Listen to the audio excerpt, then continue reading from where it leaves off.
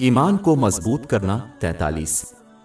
جامع ترمذی number 2616 میں موجود ایک طویل حدیث میں حضور نبی اکرم صلی اللہ علیہ وآلہ وسلم نے چند اہم اعمال بیان فرمائے جن کو انجام دینے کے لیے مسلمانوں کو کوشش کرنی چاہیے۔ حضور اکرم صلی اللہ علیہ وسلم نے روزہ کو ڈھال قرار دیا۔ سنن ابن ماجہ نمبر 1639 میں موجود ایک اور حدیث میں آپ اس کی مزید وضاحت کرتے ہوئے فرماتے ہیں کہ روزہ آگ کے خلاف ڈھال ہے، جس طرح ڈھال لڑائی میں انسان کی حفاظت کرتی ہے۔ اس کا مطلب یہ ہو سکتا ہے کہ روزہ دنیا میں آنے والی مشکلات اور آخرت میں جہنم کی آگ سے حفاظت ہے۔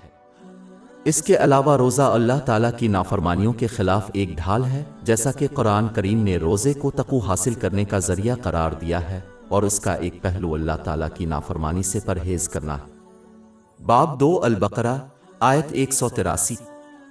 اے ایمان والو، تم پر روزے فرض کیے گئے ہیں جس طرح تم سے پہلے لوگوں پر فرض کیے گئے تھے تاکہ تم متقی بن جاؤ۔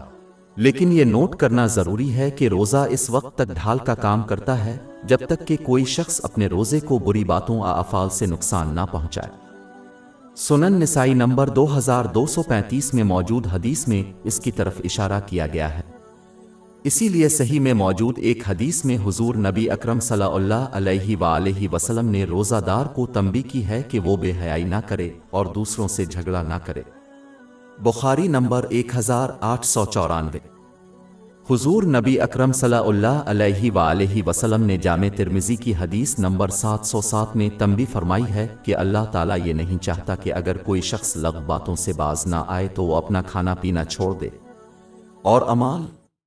یہ رویہ روزے کے مقصد سے واضح طور پر متصادم ہے۔ در حقیقت روزے کو گناہوں سے محفوظ رکھ کر نہ صرف معدہ بلکہ جسم کے ہر عضو کو متاثر کرنا چاہیے۔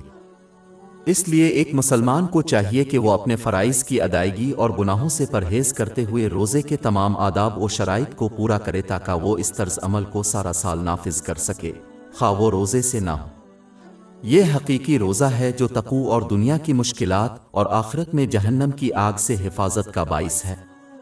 اہم حدیث میں مذکور اگلی چیز نفلی رات کی نماز کی اہمیت کو واضح کرتی ہے۔ یہ حدیث اس بات پر دلالت کرتی ہے کہ یہ صدقہ کی طرح گناہوں کو مٹاتا ہے۔ نفلی نماز کی بے شمار فضیلتیں ہیں۔ مثال کے طور پر سنن نسائی نمبر 1614 میں ایک حدیث ہے کہ یہ سب سے افضل نماز ہے۔ وہ رات ہے جب اللہ تعالیٰ اپنی لامحدود عظمت کے مطابق اس دنیا کے آسمانوں پر نزول فرماتا ہے اور لوگوں کو اپنی بخشش اور رحمت کی طرف دعوت دیتا ہے۔ اس کی تصدیق صحیح بخاری نمبر 6321 میں موجود حدیث سے ہوتی ہے۔ قیامت کے دن جنت میں حضور نبی اکرم صلی اللہ علیہ وآلہ وسلم سے زیادہ کسی کا درجہ نہیں ہوگا، اور یہ درجہ براہ راست رات کی نماز سے مربوط ہے۔ اس سے معلوم ہوتا ہے کہ جو لوگ رات کو نفلی نماز قائم کرتے ہیں انہیں دونوں جہانوں میں اعلیٰ درجات سے نوازا جائے گا۔ باب 17 الاسرا آیت 79۔ اور رات کے کچھ حصے سے اس کے ساتھ نماز پڑھو، یعنی قرآن کی تلاوت تمہارے لیے اضافی عبادت ہے۔ امید ہے کہ آپ کا رب آپ کو ایک قابل تعریف مقام پر اٹھائے گا۔ تمام مسلمانوں کی خواہش ہوتی ہے کہ ان کی دعائیں قبول ہوں اور ان کی حاجتیں پوری ہوں، لہذا انہیں چاہیے کہ وہ رات کی نماز نفلی ادا کرنے کی کوشش کریں، جیسا کہ صحیح مسلم نمبر 1770 میں موجود ایک حدیث میں حضور نبی اکرم صلی اللہ علیہ وآلہ وسلم نے نصیحت فرمائی ہے کہ ہر رات میں ایک خاص گھڑی ہوتی ہے جس میں اچھی دعائیں مانگی جاتی ہیں۔ ہمیشہ جواب دیا۔ نماز شب کا قیام گناہوں سے بچنے کا ایک بہترین طریقہ ہے، کیونکہ اس سے بے مقصد اجتماعات سے بچنے میں مدد ملتی ہے اور یہ بہت سی جسمانی بیماریوں سے بھی محفوظ رکھتا ہے۔ جامع ترمذی نمبر 3549 میں موجود حدیث میں اس کی تلقین کی گئی ہے۔ رات کی نماز کے لیے زیادہ کھانے پینے کی تیاری نہیں کرنی چاہیے، خاص طور پر سونے سے پہلے، کیونکہ یہ سستی کا باعث بنتی ہے۔ کسی کو دن کے وقت خود کو غیر ضروری طور پر نہیں تھکانا چاہیے۔ دن میں ایک مختصر جھپکی اس میں مدد کر سکتی ہے۔ آخر میں اللہ تعالیٰ کی اطاعت کرنے کی کوشش کرنی چاہیے، اس کے احکام کو بجا لاتے ہوئے، اس کی ممانعتوں سے اجتناب کرتے ہوئے، اور نبی کریم صلی اللہ علیہ وسلم کی روایات کے مطابق صبر کے ساتھ تقدیر کا مقابلہ کرنا چاہیے، جیسا کہ فرمان برداروں کے لیے آسان ہے۔ نفلی رات کی نماز ادا کرنا زیر بحث مرکزی حدیث میں ایک اور چیز کا ذکر ہے کہ اسلام کا مرکزی رکن فرض نمازوں کو قائم کرنا ہے۔ فرض نمازوں کو قائم کرنے کا مطلب ہے کہ اس کے تمام آداب اور شرائط کو صحیح طریقے سے پورا کرنا، جیسے کہ وقت پر پڑھنا۔